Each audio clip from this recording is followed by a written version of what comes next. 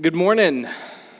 Aloha. My name is Scott. For those of you who are guests, I'm one of the pastors here at International. Delighted that you are with us today. If you have a Bible, if you have a Bible app, one you like to use on your phone or device, I encourage you to open up to Mark chapter 6. We're going to be in Mark 6 this morning. It is good to be with you again. I've missed you guys. I'm sure the feeling is mutual. I'm sure. So I've been in China for 2 weeks on a trip with the Reeds. I thought about doing this whole sermon in Chinese, but I really just know how to order rice and hot pot. So that would have gotten a little old after 45 minutes of repeating that, and especially with you not giving me hot pot, I would have been frustrated. I know many of you were praying for us, and the Reeds had created little helpful prayer guides.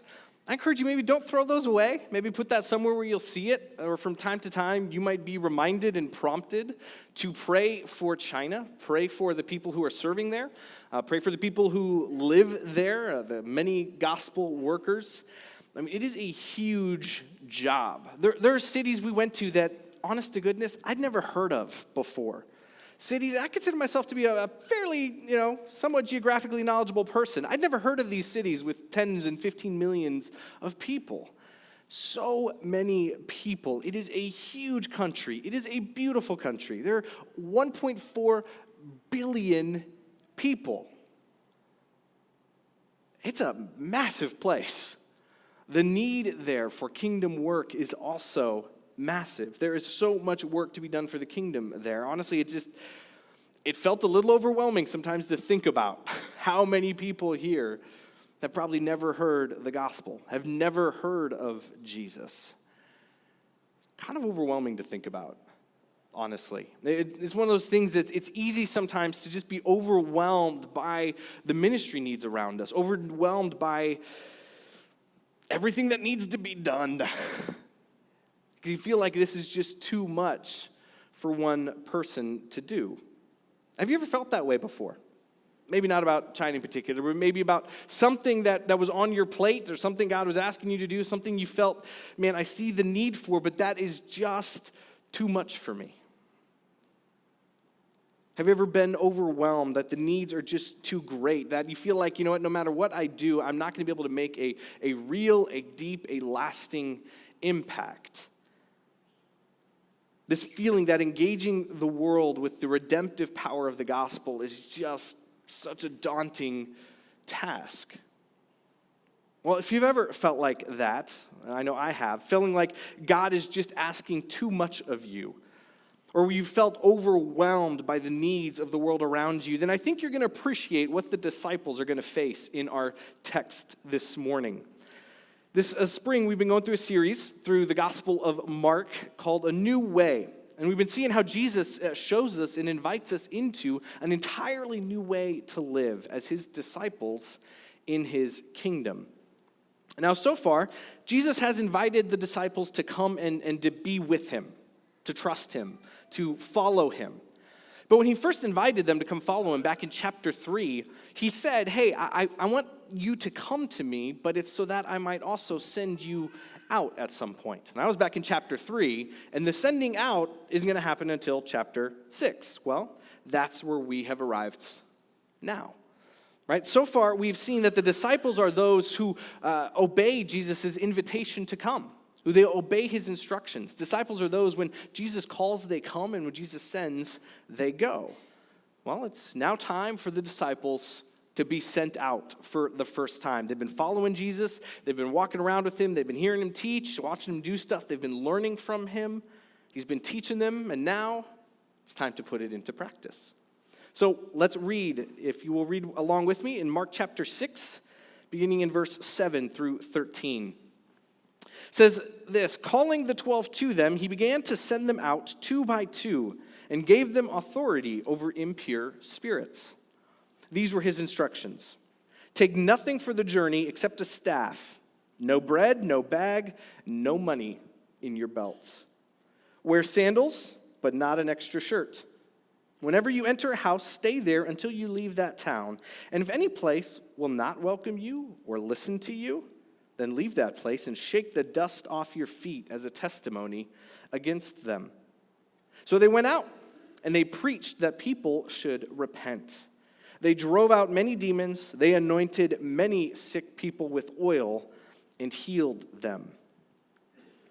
So Jesus sends out the 12 to continue the mission that he has been on, right? I mean, Mark uses these same words, these same descriptions. They're doing the same ministry that Jesus has been doing. They're announcing the arrival of the kingdom of God, that the one true kingdom, that all of creation is under God's rule, and we are to submit to him, calls people to repent from their sin and to trust in Jesus. Now, why is he sending them out 2 by 2?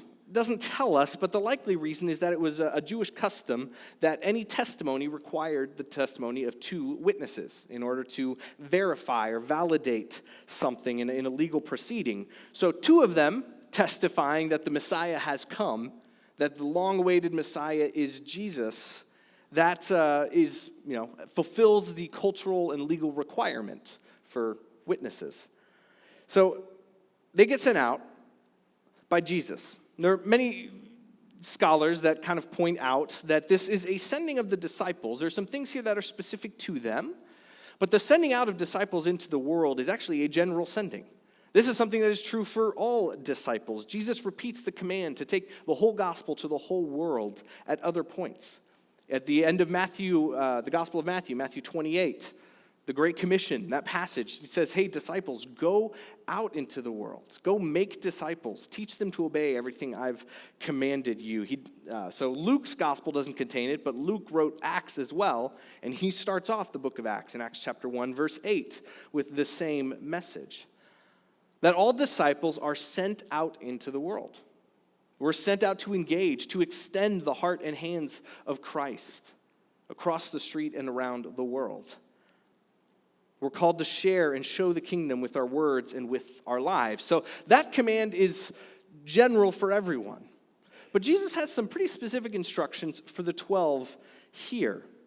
He tells them he doesn't want them to take any supplies with them. Just go. Take the clothes on your back. Take no money. Take no extra clothes. No food. Imagine you had to make it through a week with no wallet, no change of clothes, and no food. Just nothing. Can you imagine even just getting through a week like that? I can't. I mean, just having to rely on the compassion and the hospitality of strangers would be so hard. And yet, as I thought about that, I realized that that's probably the situation our homeless face each week, trying to get by. But that's essentially what Jesus is asking them here to do. Hey, go live like a homeless person and do what you've seen me do.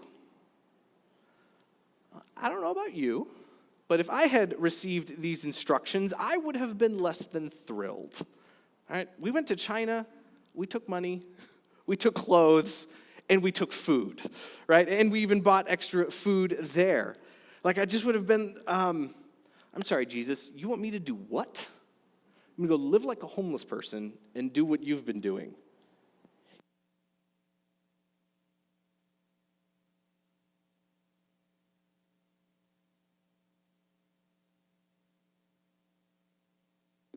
Oh, red light. Does that mean death? It means death. Do we have a different one?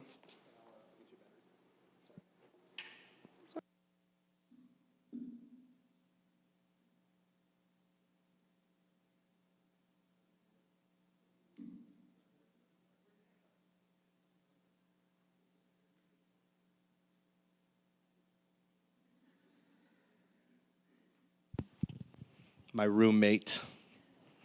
Thank you, Adam. All right, while he changes that over. So if Jesus told me to do this, I would have just told him that's not going to work for me. I'm not going to do that. I don't have what it takes to do that. Have you ever had a job where your boss asked you to do something but didn't give you the tools to do it? Have you ever had that, or a teacher asked you to do something but like you haven't actually covered it yet? Isn't that the most frustrating thing in the world? Like when a boss is like, "Hey, I need you to do this," be like, "Well, I can't do that. I need these tools." "No, we don't have budget for you to buy those tools." "Well, then how am I supposed to do this job?" Right? It's so frustrating. I remember one time in middle school, the professor gave us, my teacher gave us this pop math quiz, but it was over material that we had not covered yet. And we were trying to tell him, we have not covered this yet. And he's like, you're all lying. You've covered this. Take the test. Take the quiz. He thought we were all in cahoots. And of course, everyone bombed the math quiz. Except Erwin. Everybody had that nerdy kid Erwin, right? Who read the math in advance. So Erwin did fine. Everybody else bombed it. And I kind of wonder, is that what Jesus is doing here? Is Jesus saying, hey, I need you guys to go engage the world with the gospel, and I'm not going to give you the tools to do it. Go. Is that what he's doing here? Is he asking them to take a test? Is he asking them to do a job without the necessary equipment and provisions? No, he's not. See, Jesus has given them his authority. He's given them his spirit, and I think he's doing this. He's sending them out without any provisions because he wants it to be painfully obvious about where the provision is coming from. It's not going to come from their wallets. Their provision is not going to come from their suitcases. The provision is going to come from the only great provider. The provision is going to come from God. So we might say, Jesus, I don't have what it takes to do this. And Jesus goes, of course you don't. I know that. That's why you need me. That's why you need me to enable you and to provide for you, because this is not a job that you can do on your own. You see, God empowers disciples to engage the world. God is not asking us to do a job that we can already do in and of ourselves. God is not sending us on a mission because we are particularly gifted or capable for that mission. He knows we are in over our heads. That's the point. Because God empowers disciples. He wants it to be painfully obvious to us about where the provision is coming from.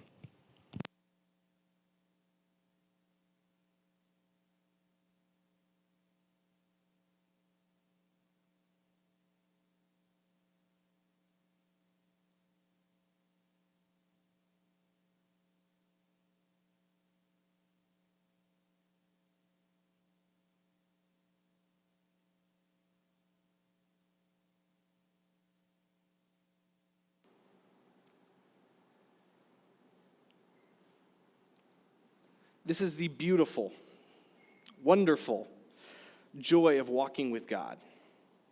Yeah, it's hard, but we get to watch God provide. We get to watch God show up at the 11th hour over and over again. We get to live with God, and we get to live in him, and he lives in us. We get to experience the fullness of his grace, of his goodness, of his nearness, of his provision.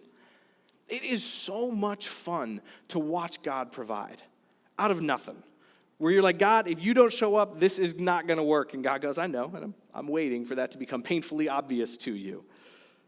Because he is the one that empowers the disciples to engage the world. One of the places we visited in China, we met a missionary there who set up a business as a way to engage with the community. And they said that for the past 2 years, logically, they should not be making it as a business. Logically, they have not had enough customers come in order to sustain their business and their presence there. They said they've often been tempted to worry, but they've had no choice. They have to trust God to provide. And they say month after month after month, God has just been providing. He just shows up. At the end, like the last day of business, they get some unexpectedly large order, or somebody just makes a major donation that was out of the blue. See, God empowers his disciples to engage the world. He is the one that enables the mission to go on. We just need to trust him. He's going to provide all that we need to do the job he has called us to do. He's not going to abandon you. But God does not call those who are already qualified. He qualifies those that he's already called. So he's going to call you first, and you're not going to have what it takes to do the job he's asking you to do. Yeah, that's normal. It's okay. Freaking out is normal over that too. But he's going to empower you for this. And we see that's what he does with these 12 disciples, and we see them have a pretty successful missions trip, don't they? I mean, they preach the gospel, they drive out demons, they heal people. Pretty cool. But we need to remember that while God invites disciples into his important, meaningful, and redemptive work in the world, it's never our mission. Right? The mission is always his, and he will supply the needs of the disciples. He's going to provide the muscle for the ministry. Now, in hearing that, and maybe even experiencing that as the disciples, it might be tempted to think, well, all right, if God is sending me out, and God's going to give me everything I need to do the task he's called me to do, well, then this should be pretty easy, right? I mean, if God empowers his disciples to engage the world, if he supplies the needs, well, this is going to be easy peasy lemon squeezy. This will be a breeze. But Mark really doesn't want us to be deceived into that thinking. The thinking that discipleship is just a walk in the park. Because it's not easy peasy lemon squeezy. It's actually difficult, lemon difficult. So we see here the disciples are sent out, right? They're excited. They're coming back. It's going pretty well. They're storming hell with water pistols. They're gung-ho. And yet at the same time, he's going to interrupt that story about what's happening with the disciples to tell us about John the Baptist. Remember John the Baptist? This is a guy that Mark introduced us to at the very beginning of his gospel in Mark chapter 1. John the Baptist is Jesus' cousin who was sent ahead of Jesus to prepare God's people for God's coming. So he's the one that's kind of getting everybody ready for Jesus. And that's what he does. And then we've jumped onto Jesus. And we've never heard from John again in Mark's gospel. But now he returns us to his story. Whatever happened to that guy? Well, let's find out together. Reading on from verse 14. I'll read a big chunk down to 29. We'll get the story of John the Baptist. King Herod heard about this, for Jesus' name had become well known. All right, so he's heard about this ministry, about this preaching that is happening. Some were saying, John the Baptist has been raised from the dead, and that's why miraculous powers are at work in him. Others said, Jesus, is Elijah. And still others claimed he is a prophet, like one of the prophets from long ago. Verse 16, but when Herod heard this, he said, John, whom I beheaded, has been raised from the dead. For Herod himself had given orders to have John arrested, and he had him bound and put in prison. He did this because of Herodias, his brother Philip's wife, whom he had married, right, which was against the law, against the custom. For John had been saying to Herod, it is not lawful for you to have your brother's wife. So Herodias nursed a grudge against John and wanted to kill him. But she was not able to, because Herod feared John and protected him, knowing him to be a righteous and holy man. So when Herod heard John, he was greatly puzzled, yet he liked to listen to him. Verse 21. Finally, the opportune time came. On his birthday, Herod gave a banquet for his high officials and military commanders and the leading men of Galilee. When the daughter of Herodias came in and danced, she pleased Herod and his dinner guests. So the king said to the girl, ask me for anything you want, and I will give it to you. And he promised her with an oath, whatever you ask, I will give you up to half my kingdom. So she went out and said to her mother, what should I ask for? The head of John the Baptist, she answered. At once the girl hurried into the king with the request, I want you to give me right now the head of John the Baptist on a platter. It's a colorful little addition that she added. Verse 26, the king was greatly distressed. But because of his oaths and his dinner guests, he did not want to refuse her. So he immediately sent an executioner with orders to bring John the Baptist's head. The men went, beheaded John in the prison, and brought back his head on a platter. He presented it to the girl, and she gave it to her mother. Verse 29, on hearing of this, John's disciples came and took his body and laid it in a tomb. So far, there's been a pattern in Mark. When the gospel is preached, opposition comes. Every time. We saw this back in chapter 1. The very first time Jesus is introduced and he preaches, a demon-possessed man comes at him. Right? The forces of darkness push back against the kingdom of light.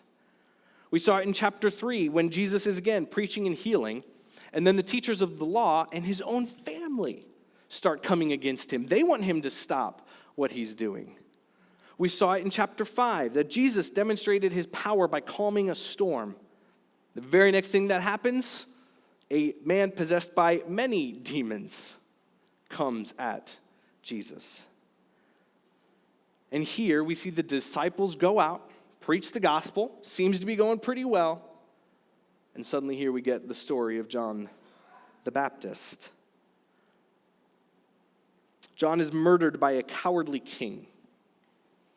This is a king who gets himself into a political pickle, and he chooses to sacrifice another in order to save himself, which of course contrasts highly with King Jesus, who sacrifices himself in order to save others. I think Mark's point here is that there is going to be real and serious opposition to the mission of God. Expect it. Engaging is not easy. Engaging is not easy. Lest we think that the journey of following Jesus is one that's going to be paved with ease, paved with comfort, paved with convenience, and just a hashtag blessed life. John the Baptist's story says, not so fast. It demonstrates otherwise. He was executed for preaching the gospel. Now, John is a forerunner of Jesus. Not just is he preparing the way for God's people to receive Jesus, but there's a lot of parallels between what John experiences and what Jesus experiences. Their births are announced by angels. They have this special calling on their lives and their ministries. One is killed for preaching the gospel.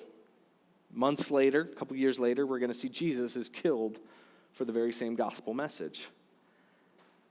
The kings and the kingdoms of this world will reject King Jesus and his kingdom. It's not going to be an easy walk. As if this happened to John, then what's going to happen to the 12 disciples that were just sent out, right? Well, Mark kind of leaves that open-ended. We don't find out in the Gospels what happens to the 12 disciples. It's kind of left like, hey, these 12 go out to preach, and oh, here's what happened to the other guy who preached. His head ended up on a platter. We don't find out what happens to the 12, but church history tells us that 11 of these 12 disciples who were sent out were eventually executed for preaching the gospel. The good news about Jesus. They were simply witnesses of what they had seen and heard, and it cost them their lives. The only disciple that we think died of old age is John. Of course, this was after he survived being boiled alive in oil and being banished to the island of Patmos for many years. So it's not like John got off scot-free here either. So I'm sorry, Christian. But if you think that following Jesus means you've signed up for an easy life, that you've signed up for a comfortable cruise, you are sorely mistaken. Maybe you've heard the messages of prosperity that, well, Jesus wants you to be healthy and happy and just be blessed. Oh yeah, he wants you to be blessed, but it doesn't mean what you think it means. It means you're going to have more of him in your life, but that doesn't usually come through the peace and prosperity. It comes through suffering and opposition. The life we have with God is absolutely a full life. Don't misunderstand me. It's always worth it to know him, to love him, to have him know and love you. Experiencing more of him in our lives is amazing. But following God always involves death. At the very least, it's going to require a death of ourselves to ourselves. It means that things aren't always going to go our way. It's not always going to be easy. It's not always going to be comfortable all the time. Yes, God empowers disciples to engage the world, but that does not guarantee that the path is going to be easy. We need to expect opposition. Jesus even hinted at this back in verse 11 when he told the disciples, hey, go out and preach, but you know what? There's some towns that aren't going to listen to you. There's some towns that are going to reject you and the message I'm asking you to bring. So this mission requires some grit. It requires perseverance. It requires some humility, commitment, courage, and faith. It will be hard at times. That was true back then, and I think it's still true today. And thankfully, Jesus gets this.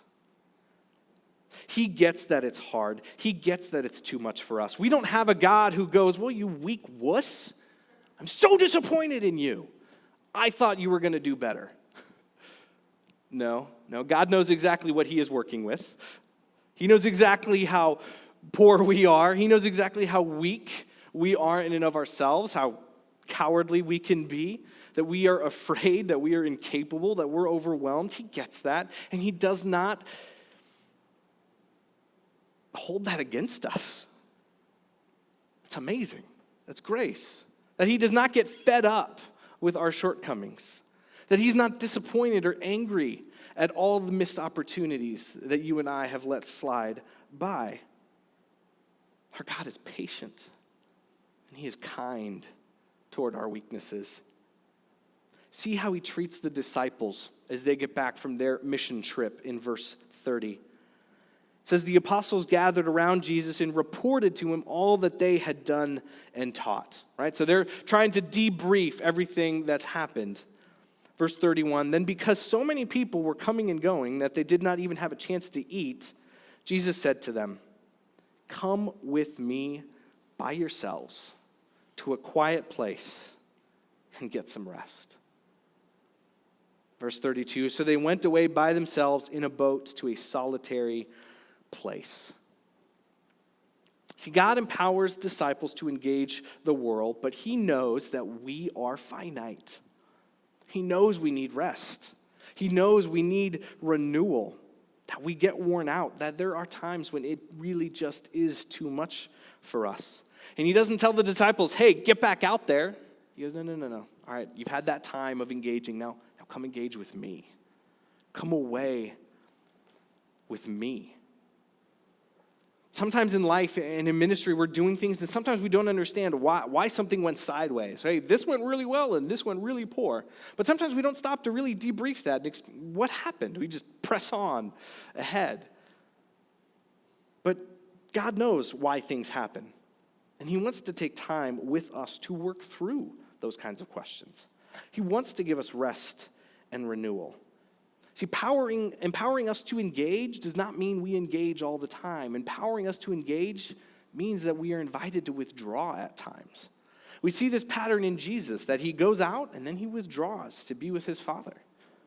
And that's something he is clearly replicating with his own disciples. Hey, go out, now come back and come away with me.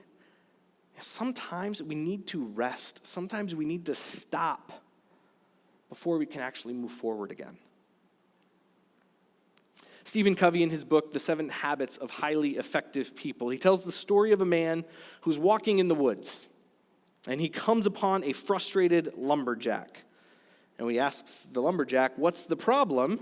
The lumberjack says, well, my axe is dull, and it won't cut well. So the man asks the lumberjack, well, why don't you go sharpen it? Well, because then I'd have to stop sawing down trees. The man said, but if you sharpened your saw, you would cut more efficiently and effectively than before. But the lumberjack refused to stop chopping the trees, and so the man went on his way. And the principle from that little story is this, that in order to do better, in order to go further, you actually have to stop sometimes. In order to advance, there needs to be a moment of retreat at times. You cannot endlessly drive yourself forward. You can't drive your car forever either. At some point, you need to stop, give your car some gas, and go take a pee. You need rest. Think about that. God has designed your body to literally have to stop and sit several times a day. Depending on if you take your phone in there, you'll sit for a long time or a short time. Covey here argues that we need to balance our lives a bit more between work and rest. We need to rest physically. We need to rest socially, mentally, and especially spiritually. Jesus did not engage 24/7. The disciples did not engage with the world 24/7. God empowers us to engage, and that includes at times inviting us to actually withdraw. We see Jesus model this with his disciples, and this is one thing that we try to model at our church as well. This is why most of our groups ministries for adults, for students, and for Keiki, we take some breaks at some points during the year. It's not because, well, don't we need to be teaching people and discipling them all year long? Of course we do. But ministry sometimes needs a rest. Leaders need breaks. Teachers need some time to refuel as well. In order to grow stronger and healthier, you actually need time for rest. It's kind of like lifting weights. If you lift weights over and over, if you lift the same muscle group day after day, that's actually not a great way to strengthen yourself. You're likely to get injured. The best way to grow stronger is to work out that muscle group and then give that muscle group a rest while you work out something else. Your muscles grow when they have a time of work followed by time of rest and recovery before they work out again. I think doing ministry, engaging with the world, doing what God asks us to do, that can sometimes be a bit like that. It's a bit like strengthening spiritual muscles. There needs to be time for rest and recovery with the Lord. That's part of the engaging process.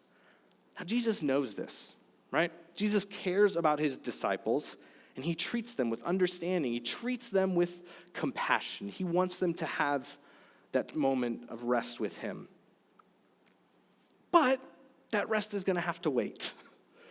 Because even though he's trying to get away to a solitary place, Jesus not only has compassion on his disciples, he has compassion on the lost and lonely world as well. He has compassion toward the rest of the world that desperately needs him. Because as they're trying to get away, this is what happens in verse 33. But many who saw them leaving recognized them and ran on foot from the towns to get there ahead of them. Awesome. When Jesus landed and saw a large crowd, he had compassion on them because they were like sheep without a shepherd. So he began teaching them many things. By this time it was late in the day, so his disciples came to him. "This is a remote place," they said, "and it's already very late. Send the people away so that they can go to the surrounding countryside and villages and buy themselves something to eat." But he answered, "You give them something to eat." They said, "It would take more than half a year's wages. Are we to go and spend that much on bread and give it to them to eat?" Verse 38, "How many loaves do you have?" he asked.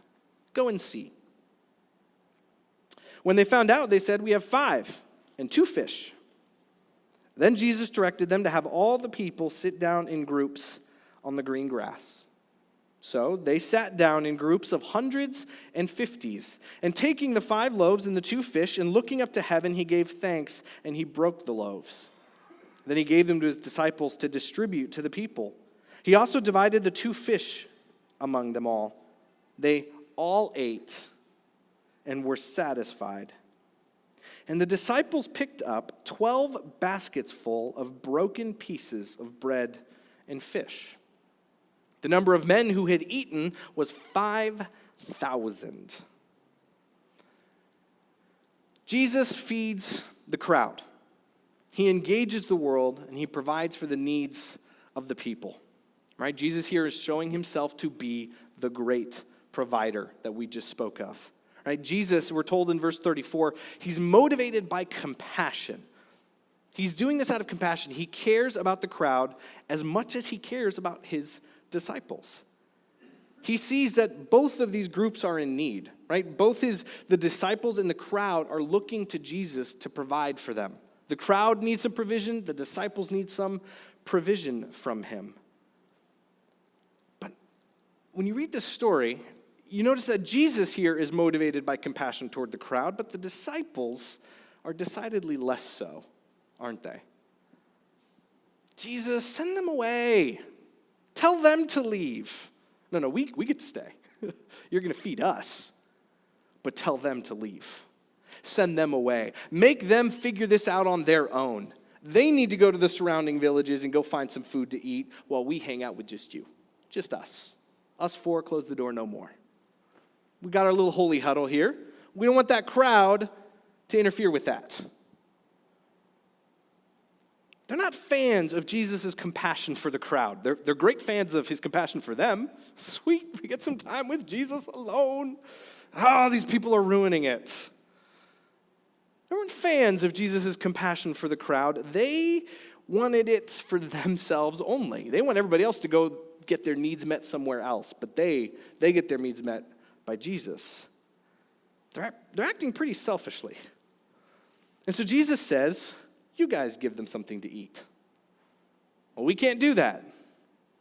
Of course you can't, guys. That's the whole point. Didn't you learn anything on your missions trip? Guys, have you still not understood that it is God who empowers the disciples to engage the world? Notice how Jesus even does this miracle. He tells the disciples, go do an asset inventory. Go find out how much food you have. They come back, they report. What do we do now? He says, all right, tell people to sit down. All right, we'll make people sit down. Jesus, what do we do now? All right, now I want you to distribute this food that I've prayed over. Jesus does this miracle, but he does it through his disciples. It is a visual representation of what I think Mark's been trying to tell us in this passage, that God is the one who empowers the disciples to engage the world. It's always going to be him doing it. We cannot do what God calls us to do, but he can do it in us. He can do it through us. And we see Jesus do that. He miraculously turns 5 loaves of bread and 2 fish into enough to feed 5,000 men, plus women and children.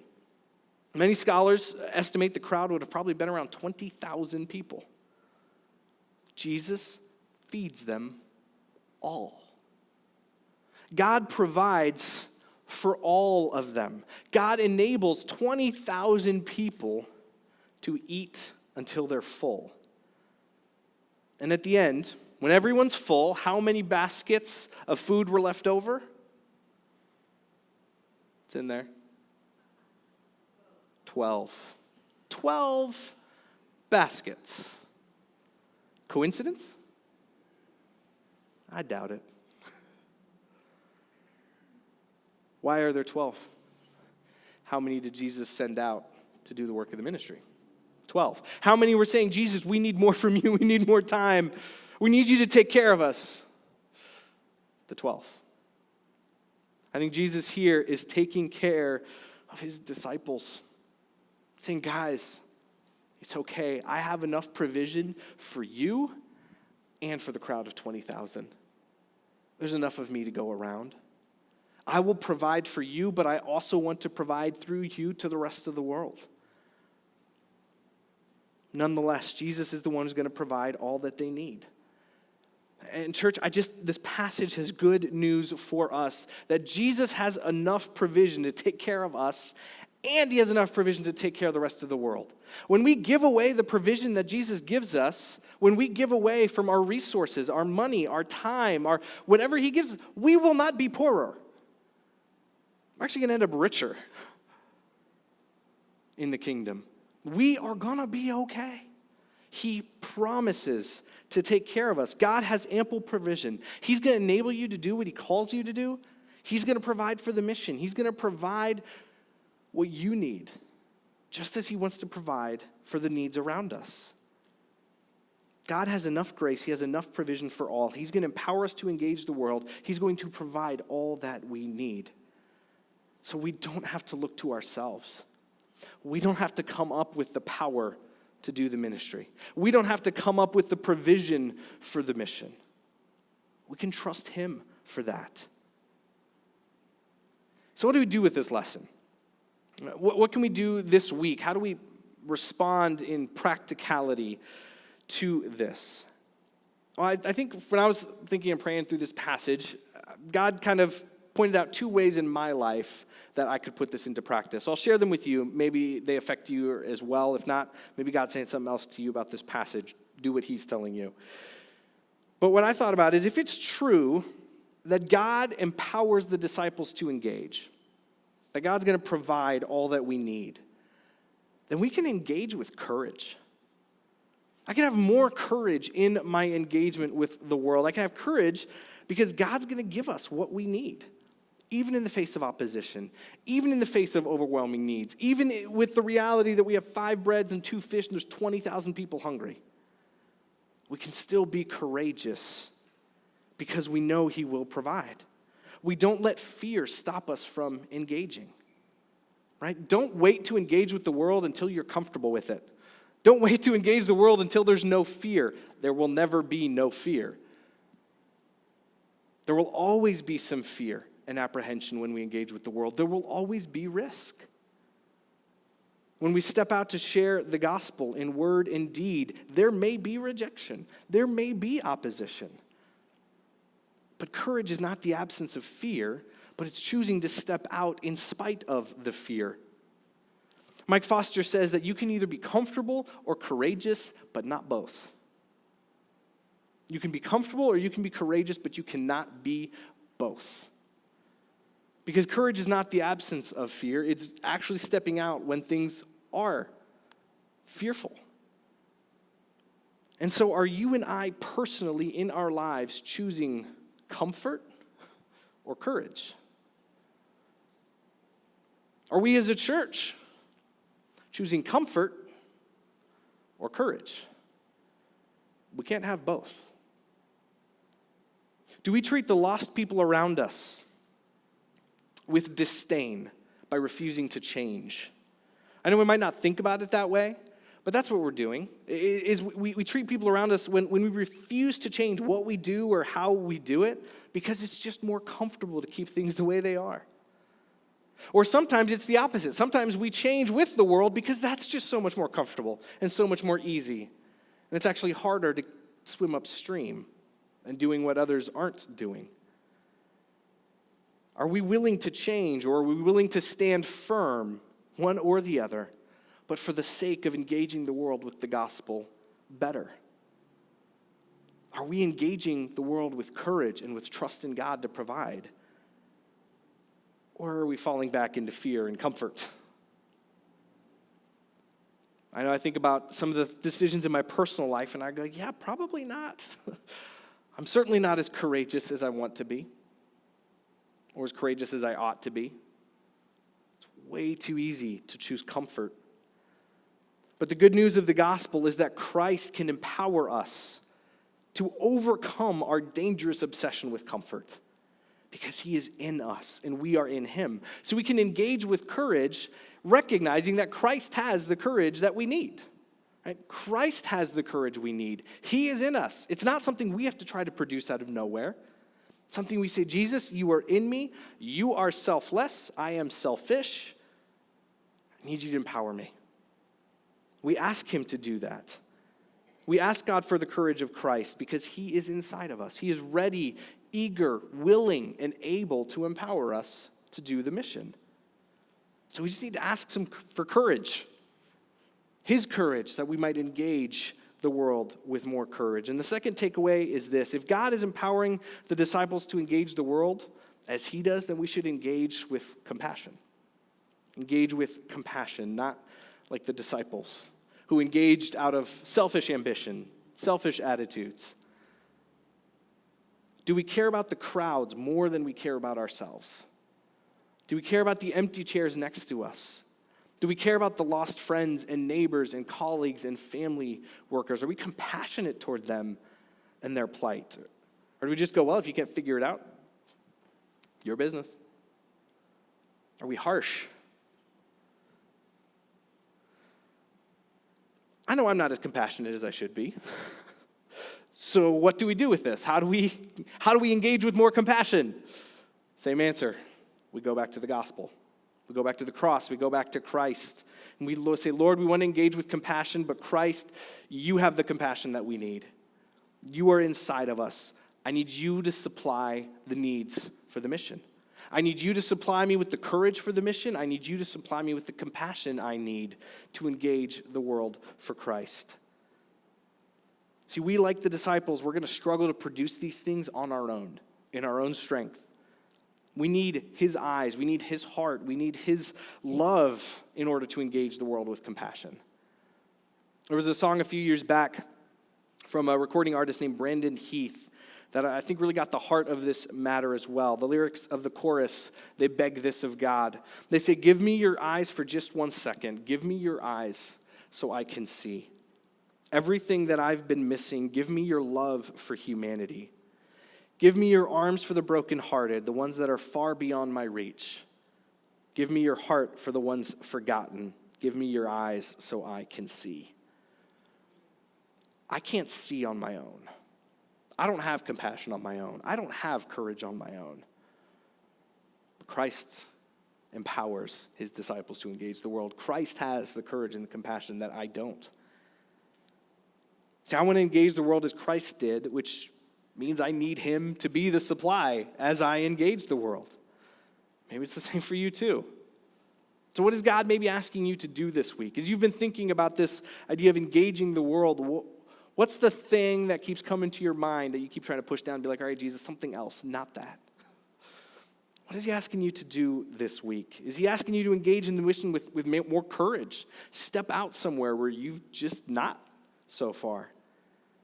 You've been hanging out on the sidelines. Is God asking you to get in the game? Or is he challenging you to step out somewhere where you've been hesitant? Maybe to have that spiritual conversation with that person. Maybe to invite a friend to church or to your life group or some other connection. Or maybe the Spirit is urging you to grow in compassion. Say, hey, you need to be a little less heartless. You need to remember what it's like to be lost, what it's like to be spiritually blind, what it's like to not know Christ or the power of his love. Maybe he wants you to put that compassion into flesh. Maybe go take care of a need that you're aware of. Maybe go give time and attention or resources to something that's requiring a little more compassion out of you. How is God wanting to send you out this week to engage? He definitely does. Right? Our mission at International Church is we want to help people love God, love people, serve, and engage the world. Well, the best way I know how to help you engage the world is to point you toward Jesus and go, he has the resources you need. He has the courage and he has the compassion. So as his disciples, let's go into the mission that he's given us to do. Let's go engage the world for Christ, but let's look to him to provide the needs for that mission. Let's look to him to provide the courage, the compassion, or whatever else it is that we need. He knows we're afraid. He knows we're easily overwhelmed. That's why it is God who empowers his disciples to engage the world. Let's pray. Heavenly Father, I thank you that you are a compassionate God, that you've shown your compassion to us, that though we were far from you, you didn't want us to stay that way. But God, you came close to us. You came to feed us physically and spiritually. We realize all good things come from you. And Lord, we need your help. We know that the mission you have called us to is great and a little overwhelming. To think about all the lost people who don't yet know you, that we want to engage with the gospel. We want people to experience life as you've intended, the full and abundant life, and yet that's beyond our ability.